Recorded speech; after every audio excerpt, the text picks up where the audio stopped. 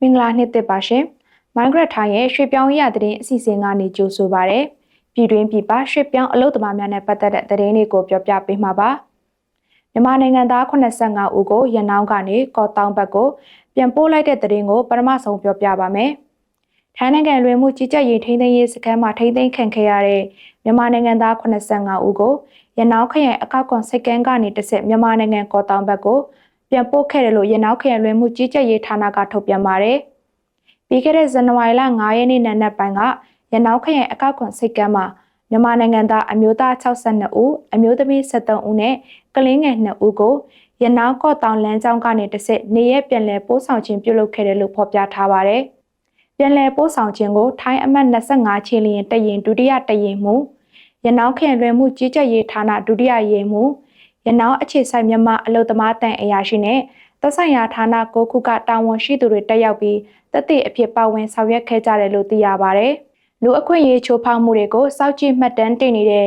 Fortify Right အဖွဲ့ရဲ့2025ခုနှစ်ဒီဇင်ဘာလတွင်ထုတ်ပြန်ချက်အရ2024ခုနှစ်ဖေဖော်ဝါရီလကနေစပြီး2025ခုနှစ်နိုဝင်ဘာလအထိထိုင်းလွှဲမှုကြီးကြပ်ရေးအရာရှိတွေကမြန်မာနိုင်ငံသား3500ကျော်ကိုရနောင်းကော့တောင်နယ်စပ်ဂိတ်ကနေတစ်ဆင့်မြန်မာဘက်ကိုလွှဲပြောင်းပေးခဲ့ပါတယ်။မြန်မာစစ်အုပ်စုကလည်းပြန်လည်ပို့ဆောင်ခံခဲ့ရတဲ့သူတွေကိုစစ်မှုထမ်းဖို့အတင်းအဓမ္မစေခိုင်းခဲ့ပြီးအတင်းကျပ်ပြန်လည်ပို့ဆောင်မှုတွေဟာထိုင်းနဲ့နိုင်ငံတကာဥပဒေတွေကိုချိုးဖောက်ရာရောက်တယ်လို့မြန်မာနိုင်ငံသားတွေကိုဘေးအန္တရာယ်စီသို့ဓာတ်ရိုက်တွန်းပို့လိုက်တာဖြစ်တယ်လို့ Fortify Right အဖွဲ့ကထုတ်ပြန်ခဲ့ပါတယ်။ရွှေပြည်သာစက်မှုဇုံ3ကအထက်ချုပ်စက်ရုံအလုပ်သမားတွေလောက်ခလာစာတိုးမြင့်ပေးရေးတောင်းဆိုနေတဲ့သတင်းကိုပြောပြပါမယ်။ရန်ကုန်တိုင်းရွှေပြည်သာစက်မှုဇုံ3မှာရှိတဲ့ကိုစတက်အထက်ချုပ်စက်ရုံလုပ်သားတွေဟာလောက်ခလာစာတိုးမြင့်ပေးရေးအတွက်ဆက်လက်တောင်းဆိုနေကြတယ်လို့သွေးစည်းညီညွတ်သောတမကဖွဲ့ STUM ကနေသိရပါဗျ။ထက်ချုပ်စက်ရုံလုပ်သားတွေ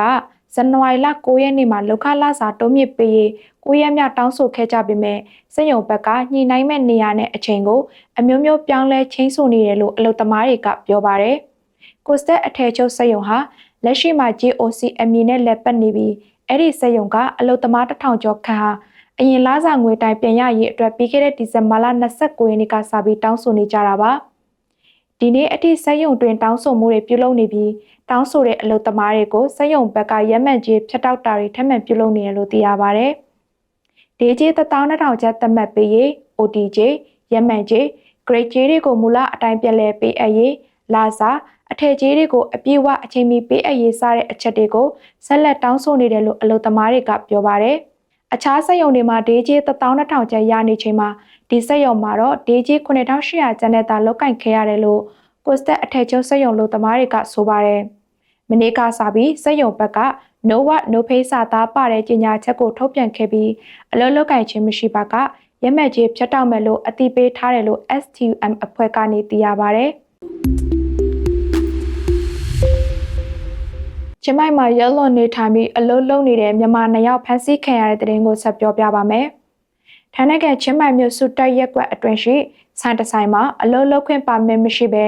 အလုပ်လုပ်ကိုင်နေတဲ့မြန်မာနိုင်ငံသား2ဦးကိုစစ်ဆေးဖမ်းဆီးခဲ့တယ်လို့ချင်းမိုင်လွှဲမှုကြီးကြပ်ရေးရဲတပ်ဖွဲ့ကထုတ်ပြန်ပါတယ်။မနေ့ကဇန်နဝါရီလ10ရက်နေ့မှာစုတက်ရက်ကွက်အတွင်းတရားမဝင်နေထိုင်သူတွေရှိနေတယ်လို့တတိပေးချက်အရဝယ်ရောက်စစ်ဆေးခဲ့ရကနေအခုလိုတွေ့ရှိခဲ့တာလို့လွှဲမှုကြီးကြပ်ရေးရဲတပ်ဖွဲ့ကပြောပါရယ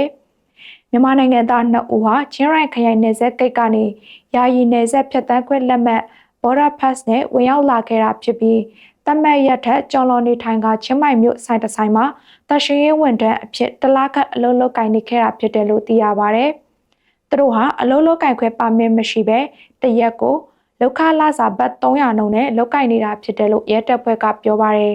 မြန်မာအလုပ်သမား2ဦးကိုဥပဒေအရရေးယူနိုင်မှုအတွက်ရဲစခန်းကိုပို့ဆောင်ထားတယ်လို့ချင်းမိုင်လွှဲမှုကြီးကြပ်ရေးရဲတပ်ဖွဲ့ကထုတ်ပြန်ပါတယ်။ချင်းမိုင်မြို့မှာပြီးခဲ့တဲ့ဒီဇင်ဘာလ25ရက်နေ့ကလည်းချမ်ဖွန်ရက်ကွက်ရှိလက်သေးခြေသေးအလှပြင်ဆိုင်မှာအလုပ်လုပ်ကိုင်နေတဲ့မြန်မာအမျိုးသမီးအလုပ်သမား9ယောက်နဲ့ထိုင်းအလုပ်ရှင်2ယောက်ကိုဖမ်းဆီးခဲ့တယ်လို့ချင်းမိုင်လွှဲမှုကြီးကြပ်ရေးဌာနကထုတ်ပြန်ခဲ့ပါတယ်။မြန်မာနိုင်ငံသား9ယောက်ဟာသတ်မှတ်ထားတဲ့အလုပ်ထက်ကျော်လွန်အလုပ်လုပ်ကိုင်တာဗီဇာသက်တမ်းကုန်ဆုံးနေပေမဲ့ဆက်လက်နေထိုင်တာအလုပ်လုပ်ကိုင်ခွင့်လက်မှတ်ဝါပါမင်မရှိဘဲအလုပ်လုပ်နေတာတွေကြောင့်ဖမ်းဆီးခဲ့တယ်လို့ဖော်ပြထားပါတယ်။ထိုင်းအလုပ်ရှင်2ယောက်ကိုတော့အလုပ်လုပ်ကိုင်ခွင့် လက်မှတ်မရှိသူနဲ့ခွင့်ပြုထားတဲ့အလုပ်ထက်ကျော်လွန်အလုပ်လုပ်ကင်သူတွေကိုအလုပ်ခန့်ထားမှုနဲ့အရေးယူခဲ့တယ်လို့သိရပါတယ်။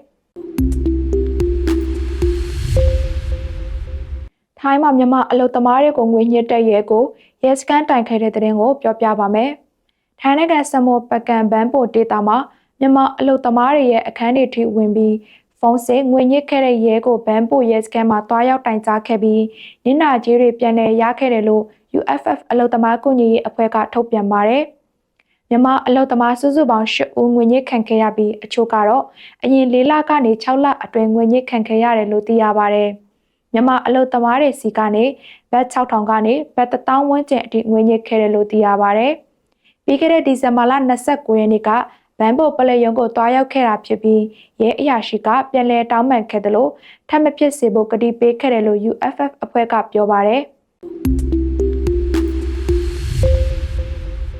နောက်ဆုံးအနေနဲ့မလေးရှားသွားမဲ့မြန်မာနိုင်ငံသား20ဦးထိုင်းမှာအဖမ်းခံရတဲ့တဲ့တင်ကိုပြောပြပါမယ်။ထိုင်းနိုင်ငံတောင်ပိုင်းပရာကျော့ခီရီကန်မြို့နယ်မှာမလေးရှားကိုတရားဝင်သွားရောက်ကြမဲ့မြန်မာနိုင်ငံသား20ဦးကိုရဲတပ်ဖွဲ့ကဇန်နဝါရီလ6ရက်နေ့မှာဖမ်းဆီးခဲ့တယ်လို့ထိုင်းသတင်းကဖော်ပြပါဗျ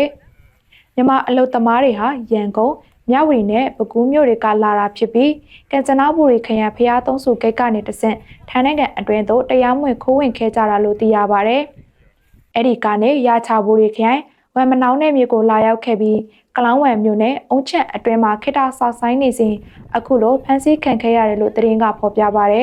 ။မြန်မာအလုပ်သမားတွေထဲမှာအမျိုးသား12ဦးအမျိုးသမီး10ဦးပါဝင်ပြီးစစ်ဆေးရမှာတရားဝင်အထောက်အထားစာရွက်စာတမ်းနဲ့နိုင်ငံကူးလက်မှတ်ကင်ဆောင်ထားတာမရှိဘူးလို့ရဲတပ်ဖွဲ့ကပြောပါဗျ။မြန်မာအလုပ်သမားတွေဟာထိုင်းကနေမလေးရှားနိုင်ငံကိုတွားရောက်အလုပ်လုပ်ကင်မှုပွဲစားခအဖြစ်တဦးကိုဘတ်9100စီပေးဆောင်ခဲ့ရတယ်လို့သိရပါဗျ။ Migrant Thai ရဲ့ပြည်တွင်းပြည်ပရွှေ့ပြောင်းအလုပ်သမားရေးရာသတင်းတွေကိုနားဆင်ခဲ့ရတာပါ။ Migrant Thai ရဲ့သတင်းတွေကို migrantthai.com website နဲ့ Facebook, YouTube, Telegram စတဲ့ online media platform တွေကနေကြည့်ရှုနားဆင်နိုင်ပါတယ်။ကျေးဇူးတင်ပါတယ်ရှင်။